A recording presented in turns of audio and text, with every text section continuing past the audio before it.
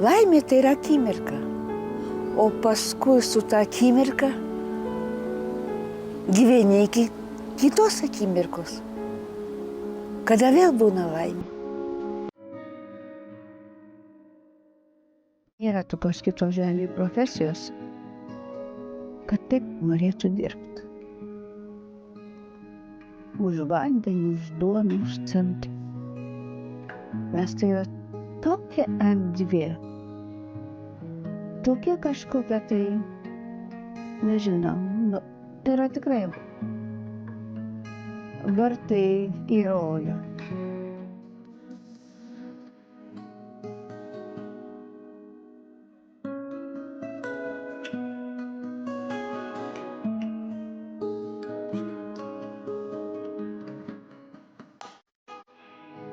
Brolis mano, kuris lakstė po kiemą ir po pievą, laukdamas manęs 5 metus, kol aš atėjau į tą pasaulį. Mama buvo be galo graži ir labai gera.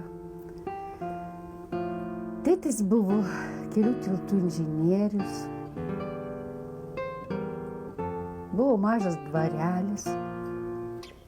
Daug mergaičių, kurios ten dirbdavo, šieną pjaudavo. Kaip pasaka, tai aš nubėgdavau į pievą, atsigurdavau toj pievoj, kojam kojos susidėdavau, šiaudai burną įsikišdavau, žiūrėdavau į debesis. Ir darydavosi ten dramblys, iš dramblių zuikis pasidarydavo, paskui pilis kažkokia tai.